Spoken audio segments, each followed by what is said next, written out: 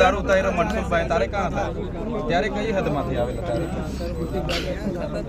એ વખતે આવી નાકાબંધી કરવી ત્યારે આવી નાકાબંધી કરવી જોઈએ ને એકલી ગાડી લઈને જવાની કેવી તો પછી યાર આજે તમે અમને નાકાબંધી વાળી એ વખત જ કે જવા દે એમ કે અમારી ગાડી આગળ ચાલે તમારી ગાડી પાછળ આવવાનું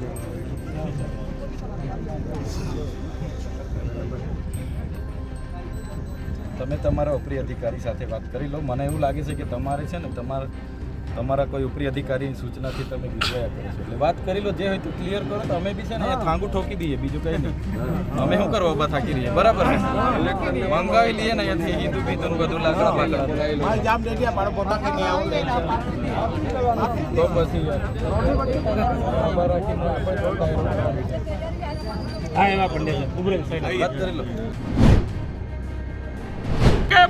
हम तुम्हारे साथ हैं। भाजपा हमसे डरती है, पुलिस को आगे करती है। भाजपा हमसे डरती है, पुलिस को आगे करती है। भाजपा तेरी तानाशाही नहीं चलेगी, नहीं चलेगी। भाजपा तेरी तानाशाही नहीं चलेगी, नहीं चलेगी। भाजपा तेरी तानाशाही नहीं चलेगी, नहीं चलेगी।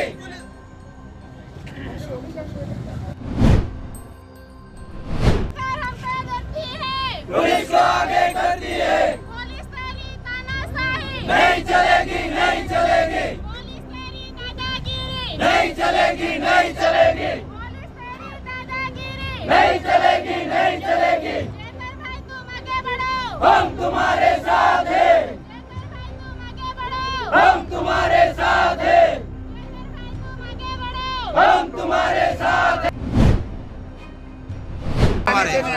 कितनी बार थे उसे साइड में दम खाई लेता था 5 गाड़ी से साइड में क्या होते हैं आपने 5 गाड़ी जवा दो અમે નાગરિક છે અમારો બી બોલવાનો હક છે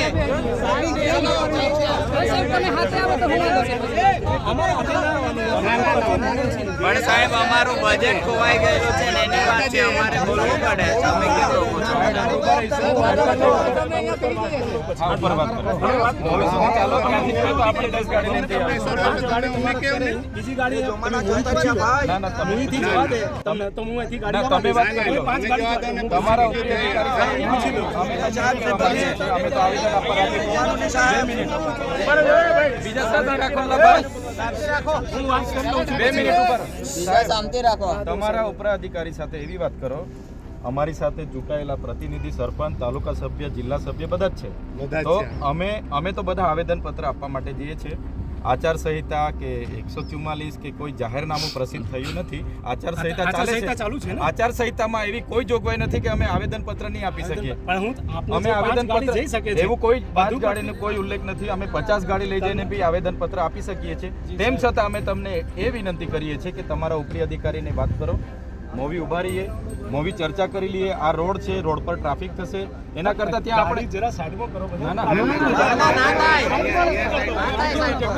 અહીંયા બીજી 2 મિનિટ ખાલી છે અહીંયા બીજી કોઈ જગ્યા નથી આપણી ત્યાં જગ્યા છે ત્યાં આપણે ઉભા રહીએ તમારા પાછળ તમે પણ સાથે ચાલો તમારા ઉપરી અધિકારી અમારા જે પોઈન્ટ છે એથી આગળ વાત કરી લો ને વાત કરી લો તો અમે તો જવાના છે તમારી જવાના છે ટેવ પડી ગઈ છે વારે ઘડે પછી અમે તો જવાના છે અરે વાત કરી લો તમે હવે કઈ ગુનો કર્યો છે ઓપ્શન મૂકીએ નહીં તો અમે તો જવાના છે બધા જ જવાના તમારે જે ઉપરો અધિકારીને વાત કરો હા ભરી વાત કરો મોવી આપણે સાઈડ પર ઉભા રહીને ચર્ચા કરી હા ભરી અમારે રજૂઆત બી નહીં કરવાની સાહેબ બજેટની વાત છે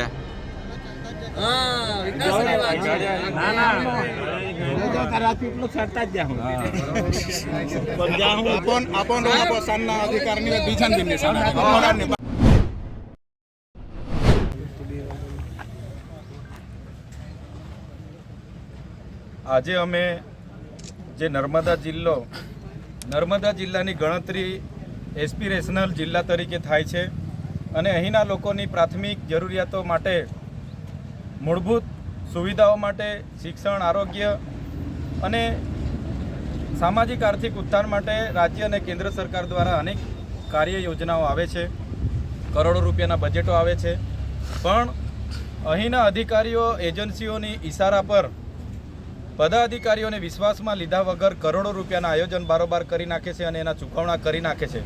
એના વિરોધમાં અમે કલેક્ટર શ્રી નર્મદાને આવેદનપત્ર આપવા માટે જઈ રહ્યા હતા. અમારી સાથે સરપંચશ્રીઓ, તાલુકા જિલ્લા પંચાયતના સદસ્ય અને અનેક પદાધિકારીઓ હતા. છતાંય અમે સવારથી નીકળેલા છે, અમને જવા દેવામાં આવતા નથી. એક આવેદનપત્ર આપવાથી સરકાર આટલી બધી ડરે છે એ અમને સમજાતું નથી. ત્યારે અમને લાગે છે કે આ ભ્રષ્ટાચાર પાછળ મોટા ગજના નેતાઓના હાથ હશે એવું અમને ચોક્કસપણે લાગી રહ્યું છે.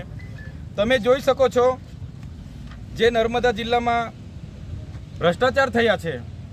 2022માં પ્રાયોજના વહીવટદાર અને કાર્યપાલક ઇજનેર દ્વારા કુવા, ચેકડેમ અને ઉદ્વહન સિંચાઈ યોજના માટે 8 કરોડ રૂપિયા એક બોગસ એજન્સીને ચૂકવણા કરી દેવામાં આવ્યા છે. એ એજન્સી પણ બોગસ છે. સરકારનો કોઈ પરિપત્ર પણ નથી બારોબાર પ્રજાના પૈસા ચૂકવવામાં આવે, એની તપાસ થવી જોઈએ. બીજો મુદ્દો અમારો એવો છે કે ડેડિયાપાડા અને સાગબારા તાલુકાને વિકાસશીલ તાલુકાની જોગવાઈ દર વર્ષે 2-2 કરોડ રૂપિયા મળે છે. ગયા વર્ષે પણ પદાધિકારીઓ જે માગણી કરી એને સાઈડ પર રાખીને બાયોગેસ, હાઇમસ જેવી બિનજરૂરી યોજનાઓ, આરો પ્લાન્ટ, બંક બેડ જેવી કોઈ બિનઉપયોગી યોજનાઓ લાવીને કરોડો રૂપિયા એજન્સીઓને ખંખેરી લીધા છે. એવી રીતે આ વર્ષે પણ આયોજન અધિકારીએ 4 કરોડનું બારોબાર આયોજન કરી દીધું છે અને આ વર્ષે પણ એવા જ કામો બિનઉપયોગી મંજૂર કર્યા છે. એનો પણ અમે વિરોધ કરીએ છીએ. સાથે વન વિભાગ દ્વારા છેલ્લા 5 વર્ષમાં એક પણ નિવિદા પાડ્યા વગર એમના લાગતા વળગતા કોન્ટ્રાક્ટરોને કરોડો રૂપિયાના બિલો, વાઉચરો ચૂકવી દેવામાં આવે છે.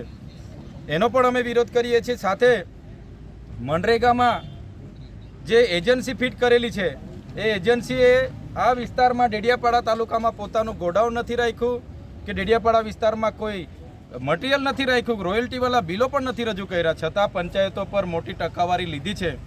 એનો પણ અમે વિરોધ કરીએ છીએ. અને આવતા સમયમાં જે આદિ આદર્શ ગ્રામમાં છે 18 કરોડનું જે રોડ રસ્તાના કામો અમે બધાએ લડ્યા ત્યારે સરપંચોને 18 કરોડના કામો આપ્યા અને બીજા 50 કરોડનું બારોબાર આયોજન કરી લીધું છે. એનો અમે વિરોધ કરીએ છીએ. અને તમામ કામગીરી, તમામ યોજનાઓ જ્યારે પણ આવે, જેનું બજેટ આવે તો ગામ પંચાયત પર ગામ સભામાં એનો ઠરાવ લેવામાં આવે, ગામ પંચાયતને જ કામ કરવાની અધિકાર આપવામાં આવે એવી અમારી માગણી છે. અને જેટલા પણ અધિકારીઓએ બારોબાર આ બિલો ચૂકવેલા છે એના પર તાત્કાલિક ધોરણે વિજિલન્સ તપાસ થાય. જે પણ અધિકારી, જે પણ કોન્ટ્રાક્ટર આમાં જવાબદાર હોય એના પર કાર્યવાહી કરવામાં આવે એવી અમારી માગણી છે. અને સાથોસાથ આવનાર દિવસોમાં આ જો કાર્યવાહી યોગ્ય કરવામાં નહીં આવશે તો અમે ખૂબ મોટું જન આંદોલન કરીશું. એ ક્યારે અમે આ બાબતને લઈને પાછી પાની કરવાના નથી. આજે અમારા બાળકોના શિક્ષણ, કુપોષણ, સિકલ સેલ જેના માટે પૈસા આવે છે એ અધિકારીઓ, પદાધિકારીઓના ઇશારાથી બહારની એજન્સીઓને લાવીને ચાઉં કરી જાય છે. ત્યારે એની સામેનો અમારો વિરોધ છે. સાથે સાથે અમારા સિંચાઈ વિભાગમાં સ્ટાફ નથી, તાલુકા વિભાગમાં કોઈ હાજર નથી રહેતું, મામલતદારમાં સ્ટાફ નથી. ત્યારે આ બાબતને લઈને પૂરતા શિક્ષકો મુકાય, પૂરતી શાળા બંધાય, આંગણવાડી બનાય, એના માટે પણ અમે રજૂઆત કરવા માટે જતા હતા. છતાં અમને પોલીસ આજે મોવી ખાતે અટકાવેલા છે અને અમને આગળ જવા દેવામાં આવતા નથી. ત્યારે અમે આપણા માધ્યમથી કહેવા માગીએ છીએ કે આ લોકશાહીનું હનન છે, અમને દબાવવાની વાત છે. આવનાર દિવસમાં આ મોટો ભ્રષ્ટાચાર ખુલ્લા પાડવા માટે આવનાર દિવસોમાં હજારોની સંખ્યામાં લોકો સાથે અમે જઈશું અને અમને ધરણા કરવો પડશે, આંદોલન કરવું પડશે, રેલી કરવી પડશે, ત્યાં કલેક્ટરની કચેરીની ઘેરાવો કરવો પડશે કે નર્મદા કમલમનો ઘેરાવો કરવો પડશે. તો અમે કરીશું, પણ અમારા લોકોને ન્યાય આપીને જ અમે રહેવાના છે. આજે ભલે પોલીસે તાનાશાહી વર્તન કરીને અમને રોકી દીધા છે, પણ આવનાર દિવસમાં આનાથી પણ વધારે સંખ્યામાં, મોટી સંખ્યામાં અમે જઈને આવેદન આપીશું. એ જ આપણા માધ્યમથી સૌને કહેવા માગીએ છીએ. ધન્યવાદ.